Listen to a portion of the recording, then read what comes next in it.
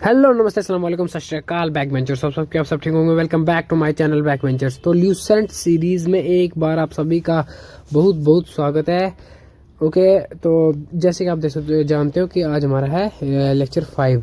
तो सबकी इससे पहले जो अपने लेक्चर 4 होंगे, जो 3 2 जो फर्स्ट हैं वो सारे देख लिए होंगे। ओके, तो आज का जो टॉपिक है वो काफ़ी ज़्यादा इंटरेस्टिंग होने वाले हैं गाइज। तो गाइज तो हो सबके आप सबको समझ आ रहा होगा। ओके, तो आज का जो हमारे टॉपिक्स होने वाले हैं एक मिनट बताता हूँ आपको। ओके, तो आज के जो टॉपिक होने वाले हैं दैट इज द कौन से इट्स प्री हरप्पन एज। ठीक है, प्री हरप्पन एज जिसका टाइम पीरियड है 3500 से लेकर 2500 तक। ठीक है, उसके बाद हरप्पन एज, ठीक है, दैट इज 2500 से लेकर, जो कि हमने पिछले वाले वीडियो में भी पढ़ा हुआ है, 750 तक। ठीक है, उसके बाद आएगा पोस्ट हरप्पन एज जिसका टाइम पीरियड है 2000 टू लेकर 1000 BC तक गाइस। ठीक है, तो आज हमें पढ़ने वाले हैं। प्लस इसके साथ साथ तो पिछले वाली वीडियो में जो हमने चारकोलिथिक एज के बारे में भी मेन जो इंट्रोडक्शन वगैरह था वो देख लिया था, जिसमें कि हमने देखा कि किस तरह से जो है यहाँ पर कॉपर ब्रोंज की जो डिस्कवरी हो चुकी है बाय मैन। ठीक है, वो किस तरह से इसका यूज़ करना सीख चुका है। ओके, इसी के साथ साथ में हम आज पढ़ने वाले हैं द वेरी इंपॉर्टेंट। आज के टॉपिक से देखना गाइस काफ़ी सारे क्वेश्चन आते हैं पेपर में भी। ठीक है, तो ध्यान से पढ़ना है। ठीक है, तो आज उसके साथ साथ हम पढ़ने वाले हैं आयरन एज। तो आयरन एज कब से स्टार्ट होती है? 1000 BC से 500 BC, जिसके साथ साथ हम पढ़ेंगे PGW। ओके, ये कल्चर पेंटिंग ग्रेवियर कल्चर। ठीक है, NBPW। उसके बाद हम पढ़ेंगे मेगालिथ कल्चर, जो कि काफ़ी इंपॉर्टेंट है। ठीक है, मेगालिथ कल्चर से काफ़ी ज़्यादा इंपॉर्टेंट क्वेश्चंस भी आए हुए हैं। ओके, तो आज हमारे ये टॉपिक होने वाले हैं। होप सबको आज आपको भी आज का टॉपिक जो है पसंद आने वाला है। ओके, देख तो बढ़ते हैं आज अपने टॉपिक की ओर। सबसे पहला टॉपिक है that is the pre Harappan age. ना, प्री हरप्पन एज का मतलब ही जिसे शब्द से हम पता लगी, दैट इज जो हरप्पन सिविलाइजेशन थी उससे जो पहले का जो टाइम पीरियड था वो वाला समय, that is pre Harappan age. Time period आपको पता लग गया है।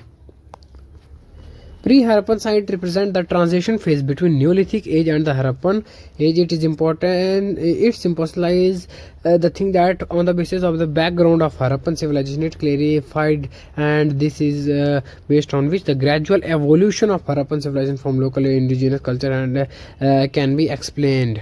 सो जो प्री हरप्पन पीरियड है ये एक ट्रांजिशन फेज था न्यूलिथिक एज और हरप्पन एज के बीच का। आप देखो, हमने कहा कल वाले टॉपिक में हमने क्या पढ़ा था? कल वाले टॉपिक में हमने जब पैलियोलिथिक एज पढ़ी थी उसमें हमने 3 पढ़े थे, paleolithic age, mesolithic age and the neolithic age. So जो प्री हरप्पन पीरियड था वो कहीं ना कहीं आप बोल सकते हो न्यूलिथिक एज का टाइम पीरियड था। ठीक है, ये न्यूलिथिक एज के बाद का जो थोड़ा थोड़ा टाइम पीरियड था।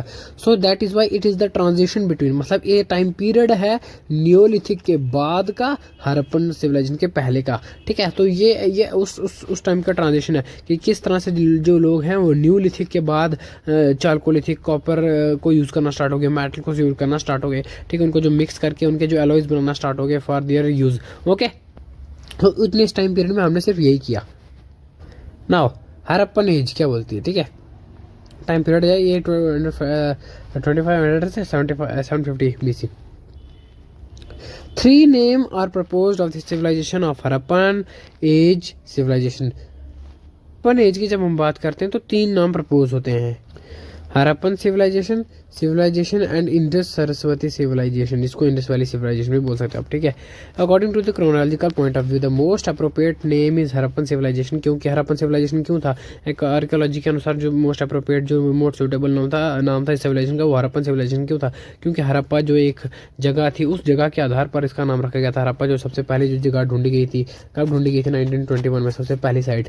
ठीक है, तो हरप्पा के बेसिस पे इस जगह का इस सिविलाइजेशन का नाम स्टार्ट किया था। तो अगर आपको पता नहीं, हरप्पा जो है वो काफ़ी इंपॉर्टेंट साइट है। Okay, because Harappa was the first discovered site, जैसे कि मैंने अभी आपको बताया।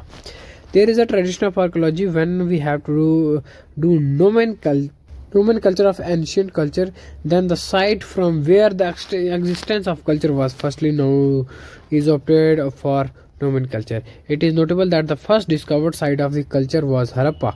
Harappa civilization was civilization of Copper Age. तो एक तरफ से आप बोल सकते हो कि हड़प्पा सिविलाइजेशन जो है कॉपर एज का था।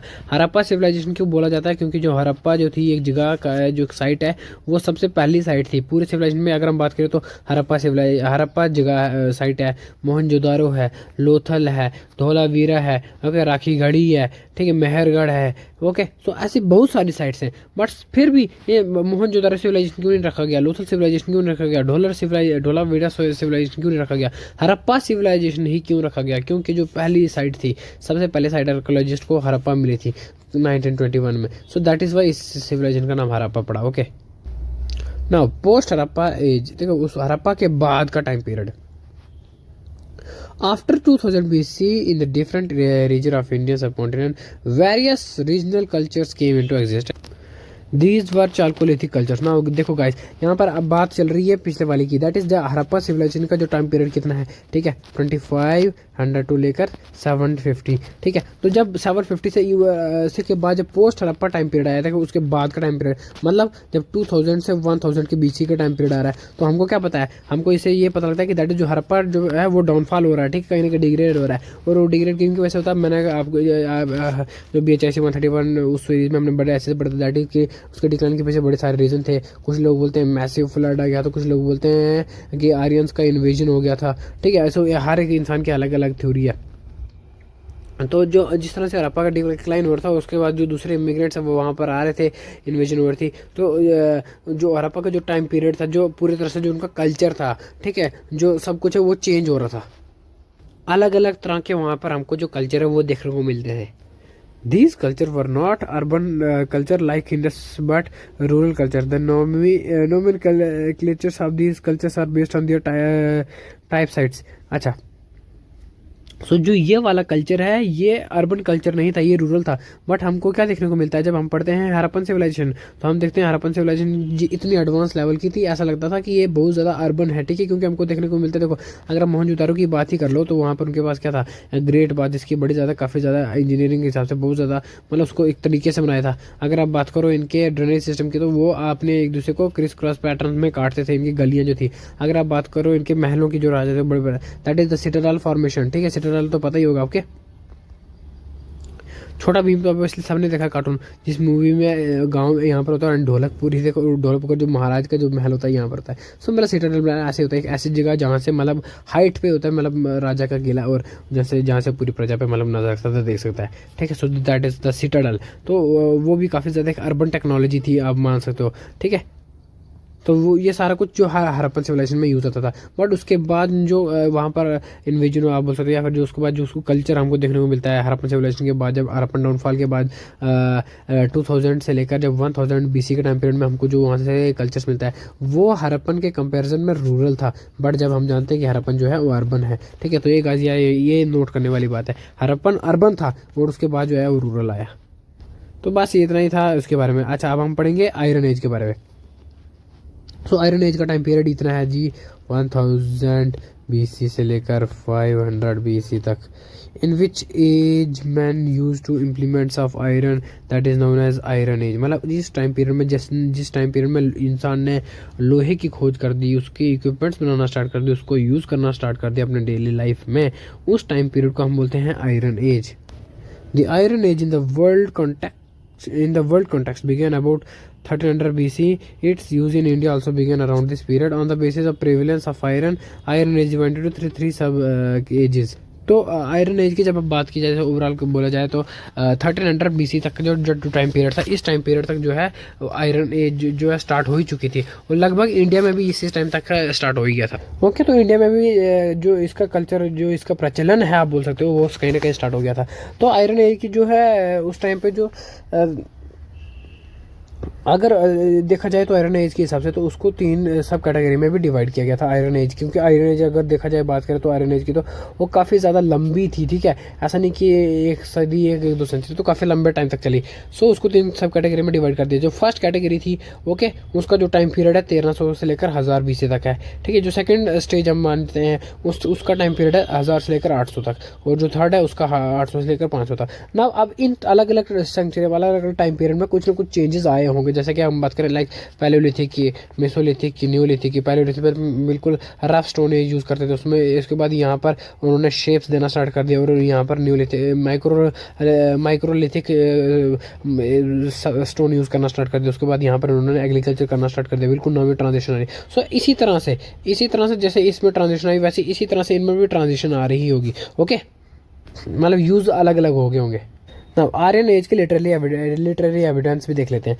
Aryans of early Vedic period, that is the Rigvedic period, had knowledge of iron. ठीक है, सो उनको नॉलेज आयरन की नॉलेज थी। और हम तो जानते हैं जो आर्यंस थे उनका टाइम पीरियड मतलब लगभग आप बोल सकते हो 1300 से लेकर 500 तक का था, या फिर आप 1000 से लेकर 500 तक का बोलते हो।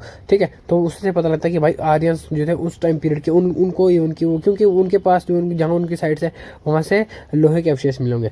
द वर्ड आयस is used in the Rig Veda, about which some scholars thought that it was iron metal। ठीक है, आयरन मेटल को ऋग्वैदिक पीरियड में क्या बोलते थे, देखो यहाँ से आया एमसीक्यूज। ठीक है, आयास बोलते थे। But this is the fact that this word ayas has used in general meaning of metal, not in the specific meaning of iron metal. The Aryans of later Vedic period had knowledge of iron. In the text of this period, two words, lohit ayas and the Krishna ayas has been found। ठीक है, तो letter वैदिक period में जो दो शब्द मिलते हैं, that is the lohit ayas and the Krishna, that is shyam ayas. ये दोनों in the sense of iron metal के, मतलब आयरन मेटल को रिप्रेजेंट करते थे, आयरन मेटल को रेफर करते थे। Krishna Yajurveda, that is the Taittiriya Samhita, speak 6, 12 and 24 oxen yoked to the plow। Scholars estimated that such plow of heavy weight and share will have made from iron। In Atharva Veda, the clear-cut mention of plowshare of iron is available। In the Shtaptha Brahmana, the relation of iron is established with it speaks the length about the plowshare। अच्छा, सो यहाँ पर देखो प्लोशेयर की बात करो, जब खेती बाड़ी की बात करो तो आज के टाइम पे जब आप गांव में देखा जाए तो हल चलाए जाते हैं। ठीक है, आज के टाइम पे भी, हाँ आज के टाइम पे भी कई सारी ऐसी जगहें हैं जहाँ पर मतलब ट्रैक्टर नहीं पहुँचे, रोड नहीं पहुँचे, तो वहाँ पर जो लोग हैं वो हल यूज़ करते हैं। तो मैंने पर्सनली हल की यूज़ किया हुआ है। ठीक है, तो हल होता है इस शेप में। ठीक है, यहाँ पर सबसे पहले लोहे का पीस होता है ऐसे, ओके, उसके बाद थोड़ा सा पीछे यहाँ पर लकड़ी का पीस, ओके, उसके बाद यहाँ पर एक डंडा सपोर्ट के लिए, पकड़ने के लिए, एंड एक स्टिक होती है बड़ी लंबी जिनको बैलों के ऊपर रखा जाता है। ठीक है, सो इस तरह से होता है कुछ आपका हल। ठीक है, तो मेन पोर्शन होता है ये लोहे का होता है। ठीक है, तो ये क्या करता है, ये हेल्प करता है एक्चुअली उस लोहे के पीस को धरती में घुसने का, ताकि जो मिट्टी जो है, जो धरती है वो अच्छे से मतलब खुदाई हो उसकी। ठीक है, तो आके उसको जो बीज है वो काफ़ी ज़्यादा अंदर जा सके। So that is why Rigveda की अगर हम बात करें तो, यजुर्वेद की हम बात करें, ठीक है, तो अथर्ववेद यजुर्वेद की तो बात करें, यहाँ पर भी प्लोशेयर के बारे में बताया गया है। तो मतलब कहीं ना कहीं जो मेटल है यूज़ होता था, आयरन यूज़ होता था प्लोशेयर में। ओके, तो ये थे लिटरली एविडेंस। लेकिन हमने पहले पढ़ा कि लिटरली एविडेंस इतने ज़्यादा रिलायबल नहीं होते कंपैरिजन टू आर्कोलॉजिकल एविडेंस। तो आर्कोलॉजिकल एविडेंस भी देख लेते हैं। On the base of archaeological evidence it can be said that the use of iron in the Gangetic valley of north India began about 1000 BC to about 600 BC to become more extensive. The use of iron tools in the agriculture activities enforced the agricultural advancement. Now, with the help of iron tools, the dense forest of Gangetic Valley of the north has been cleared and the crops of paddy, sugar cane, cotton, wheat, barley, etc. cultivated in the large scale. The enhancement of iron technology affected the not only agriculture activities but also the other aspect of life and domestic। तो देख रहे हो आप यहाँ पर normally तो बताया कि जो नॉर्थ अगर हम बात करें तो गंगेटिक वैली की हमको पता है कि जो गंगा वो काफ़ी मतलब हिमालय से निकलती है। ठीक है, तो उस इलाके में जो हमने पहले भी अगर हम बात करते हैं ज्योग्राफी की, तो जो वो वाला इलाका वो काफ़ी ज़्यादा फर्टाइल होता है। क्यों? क्योंकि हमने पढ़े अपने साथ वो काफ़ी ज़्यादा मिनरल्स वगैरह की आती है नदी। ठीक है, सो उस वाले इलाके में हमको काफ़ी सारा जो है कल्टीवेशन मिलती है किस तीन चीज़ों की, शुगर पैडी, ठीक है, शुगर केन की पैडी, गन्ने की, कॉटन की, ओके, वीट, बरेली की। तो जिससे पता लगता है कि मतलब कहीं ना कहीं जो कल्टीवेशन लार्ज लेवल पे हुई थी, ओके, जिसके लिए ओबियसली जो है आयरन यूज़ किया जा सकता है। सो दैट इज़ वाई ये हमको आर्कोलॉजिकली जो है प्रूफ दिखाता है।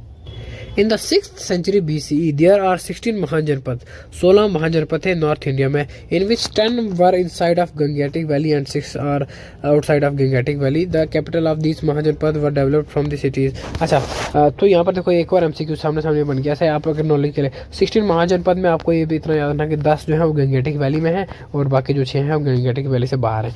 ठीक है, तो अगर आपने गंगेटिक वैली की सारी जगहें याद कर ली तो ऑब्वियसली आपको ये वो कवर ही हो जाएंगे ना। द आयरन यूजिंग कल्चर्स के बारे में भी देख लेते हैं। The names of culture associated with the iron age are painted grey ware. ये काफ़ी ज़्यादा इंपॉर्टेंट है गाइस, तो इसको आप देख लेना। ठीक है, उसके बाद जिनको पेंटेड ग्रे वेयर को PGW भी लिखते हैं। ठीक है, नॉर्थन ब्लैक पॉलिश्ड वेयर जिसको NBPW बोलते हैं, एंड द मेगालिथ कल्चर। तो मेगालिथ कल्चर इंपॉर्टेंट है, वो आगे आएगा। ठीक है, the cultures are called iron using cultures. तो सबसे पहले देख लेते हैं पेंटेड ग्रे वेयर के बारे में क्या जानकारी मिलती है यहाँ से। The specific identity of this culture is painted poetry of grey colour. ठीक है, सामने सामने पता लग जाता है कोई एक चीज़ होगी, एक गढ़वा होगा या फिर वो ग्रे कलर में पेंट होगी। ओके ओके ओके वो किसमें, वो कलर में पेंट होगी। ठीक है,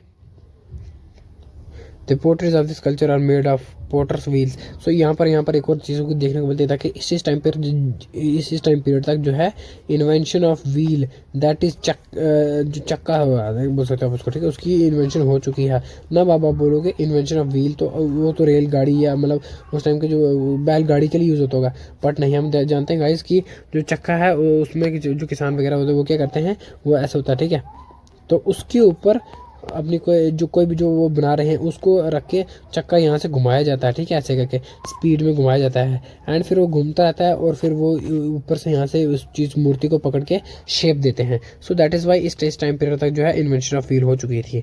ठीक है, the time period of this culture accepted as 1000 to 600 BC। मैंने आपको जैसे बता दिया। The extension of this culture is found in the upper Gangetic valley with the Doab, Punjab, Haryana, Uttar Pradesh and the northern Rajasthan. तो ये अगला लगभग अगर आप बात करो 1 मिनट तो अगर रिलेट कर लो, अगर आप ये इंडिया का मैप है तो लगभग ये वाला इलाका, ये देखो ऊपर ये इस इलाके में ये हमको देखने को मिलता है। ओके, नेक्स्ट क्या है, नेक्स्ट है northern black polished ware culture. The specific identity of this culture is polished pottery of black colour. ठीक है, पॉलिश का मतलब एक काफ़ी अच्छी तरीके से उसको पॉलिश करने जाएगी। जैसे कि अगर हम बात करें अपने घर पे कभी तो पूजा रूम में जो मंदिर है या फिर सीढ़ियों पे जो साइड पे रेलिंग वगैरह उसको पॉलिश करने के लिए हम बुलाते हैं लोग शादी वगैरह टाइम में। ठीक है, ताकि उसमें चमक निकले। So that's why only for वो वाली पोट्री मतलब काफ़ी चमकीली या फिर काफ़ी शाइनिंग वाले हो। ठीक है, ब्लैक कलर की जो पोट्री जैसे नाम से पता लग जाता है that is northern black polished where. ठीक है, तो पिछली वाली थी कौन सी थी, ग्रे थी। सो ये होगी ब्लैक वाली। ठीक है, since the beginning of such type of potteries were found from northern India therefore this name was given to this culture and this name has remain in the practice. This time period of this culture is accepted as 600 to 300। जो पिछले वाला था वो कौन सा था, 1000 to 600। Time period भी याद रखना है। This culture is extended from northern plain to mid India that is Punjab, Haryana, Uttar Pradesh पर। अच्छा देखो, जो पिछले वाला टाइम पर अगर हमने जो मैप में अगर देखो तो अगर हम एरिया इतना था, वो इतना था, तो ये वाला इतना है, ये वाला एरिया है। सो नॉर्थ से थोड़ा सा नीचे मिड में आया हुआ। Okay, now third is the megalith culture. Megalith काफ़ी ज़्यादा इंपॉर्टेंट है गाइस। ओके, ये है 1000 BC से 100 AD। अब देखो BC से लेकर AD तक का टाइम आ गया हुआ है। ठीक है, although megalith graves and memorials are found in the South India along with the North India and Vidarbha, but when in Indian history we said megalith culture then it has been generally meaning megalith culture of South। ठीक है, सो वैसे तो megalith culture हर जगह पे पाया गया है, देखो हर जगह पे उसके अवशेष मिले हैं, लेकिन जब हम बात करें megalith culture particular in India में तो साउथ का माना जाता है। ठीक है, मेगालिथ कल्चर उसके now since megalith is the specific identity of this culture therefore this culture was named megalith। ठीक है, इसमें तो कुछ है नहीं। देखो पॉइंट यहाँ पर इंपॉर्टेंट वाला, in 1851 and 1862 colonial Meadows Taylor published the description of excavation of megalith graves memorials of Shorapur Doab situated in the Gulbarga district of Karnataka. तो इतनी सारी चीज़ें याद करने की रटने वाली है, इसको रट लेना। Archaeologist Alexander reexcavated 2 megalith sites. देखो यहाँ पर भी 2 मेगालिथ साइट्स कौन सी हैं मिली है, आदिचनालुर situated at the bank of Tamraparani river in the Tirunalla Valley district of Tamil Nadu during 1889 to 1905 and Perumbar during 1904 to 1908. In 1947, archaeologist Mortimer Wheel excavated Brahmagiri situated in the Chittorgarh district of Karnataka. तो ये तीनों के तीनों side important है और हमेशा जो है कॉम्पिटिटिव एग्जाम में ऐसे नाम पूछे जाते हैं जो काफ़ी ज़्यादा मतलब मुश्किल हो, काफ़ी ज़्यादा सबसे रेयरेस्ट हो। ठीक है, तो यहाँ पर क्वेश्चन फंसता है। ना मेगालिथ कल्चर के कैरेक्टर्स भी देख लेते हैं क्या क्या कैरेक्टर्स हैं। The chief character of megalith culture follow. सबसे पहले बरियल प्रैक्टिस, दैट किस तरह से वो अपने डेड बॉडीज को वगैरह जलाते वगैरह था। ठीक है, in megalith culture there were two types of burial practice, that is the fractional या फिर आप बोल सकते हो partial complete and the extensive burial practice. दो टाइप की प्रैक्टिस थी। सो सबसे पहले फ्रैक्शनल क्या थी उसमें देखते हैं।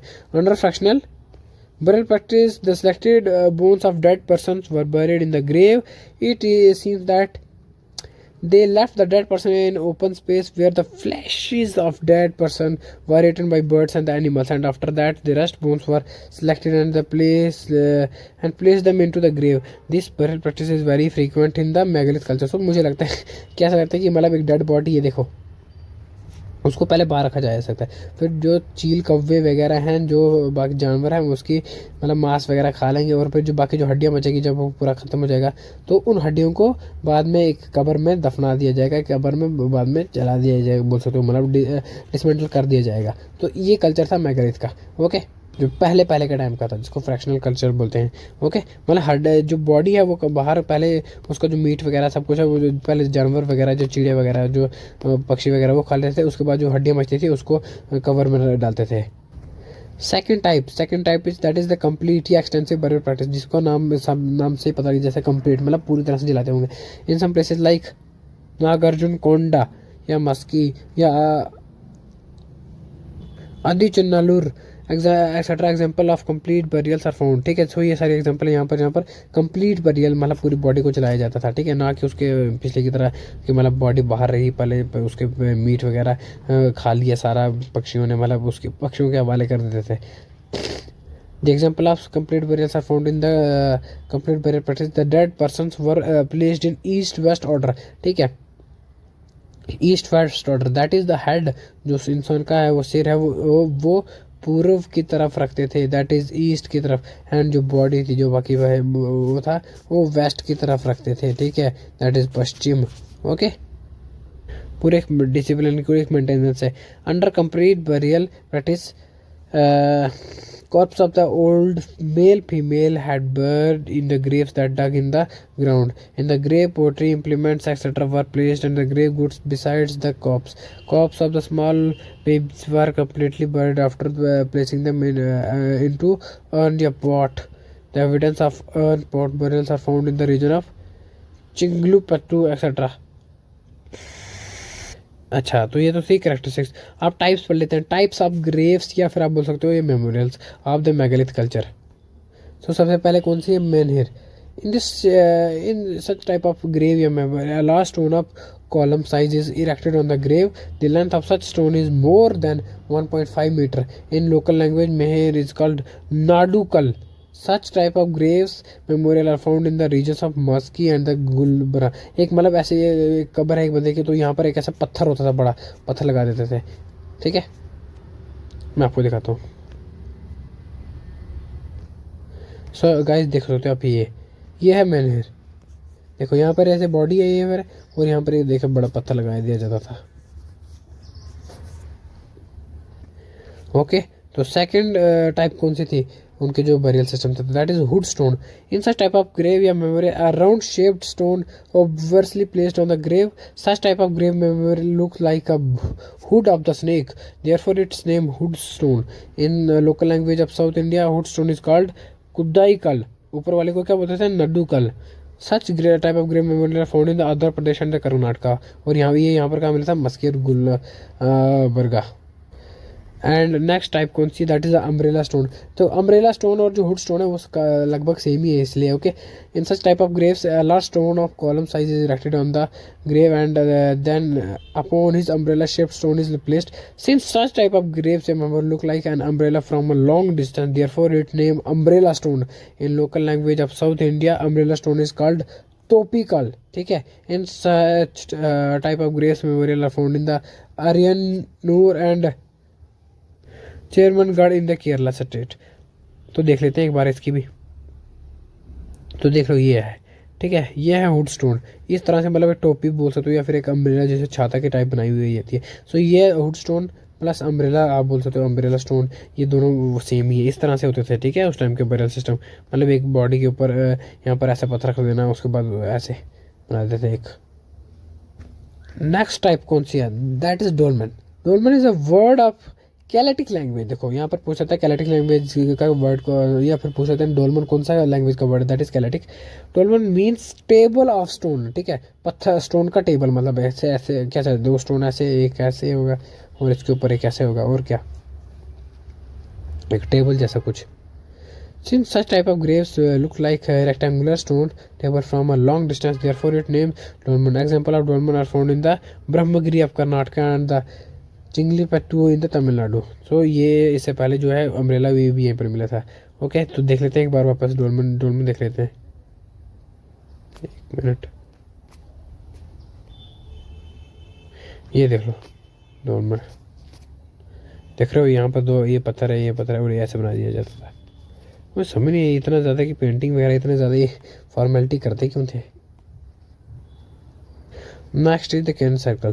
In such type of grave memorial, the pieces of stone are set in circular shape around the graves. In such type of graves, a memorial look like a circular ring of stones.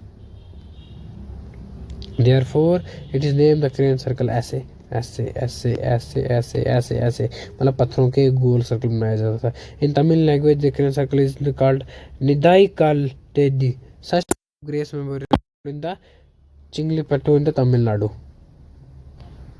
ये देख रहे हो guys, ये देखो गोल गोल गोल छोड़ वैसे ऐसे पत्थर, फिर ऐसे ऐसे ऐसे, फिर भी यहाँ पर बीच में है लाश।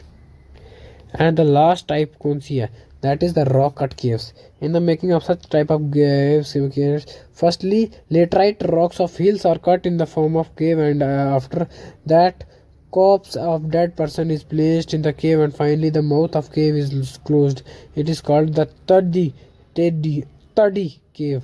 Such type of caves memorials are found in the Kattakampal of Cochin district and the Porkallam of Trichur district of Kerala. इन जगहों पे मिलती है जी। ये देख लो, लेटराइट रॉक को काट के पूरी इस तरह से मतलब लोग यहाँ पे बैठे हुए हैं, वो देखो केव बनाई है। फिर बाद में यहाँ पर अंदर डेड बॉडी रख के उसको ये केव के जो है इसको बंद कर दिया जाता था। तो अब हमने आयरन एज के ऊपर इस मेगालिथ कल्चर की पोर्ट्रेज भी पढ़ लेते हैं। The black red ware, black red ware found almost everywhere site and wearing places of megalith culture of south India. The all interior parts and the neck part of potteries are painted in the black colour, ठीक है। The neck and interior जो black colour में paint किया जाता था, okay, black में। और नेक जो होती है थी किसकी, पर्टिकुलर पोट्री की, किसी बर्तन की, किसी घड़वे की, ठीक है। और बाकी जो पार्ट्स बचा था बाहर वाला इलाका उसको लाल कलर में कर दिया जाता था, ठीक है, लाल वाला। The important vessel of black red potteries tradition और shallow plate, deep bowl cover with knob, small pot, big pot, ठीक है, घड़वे, प्लेट वगैरह, ठीक है, इन सब पे ये बनाया जाता था। इसके साथ आई होप कि आप सबको आज का टॉपिक पसंद आया होगा। मिलते हैं नेक्स्ट टॉपिक में। Thank you and bye bye.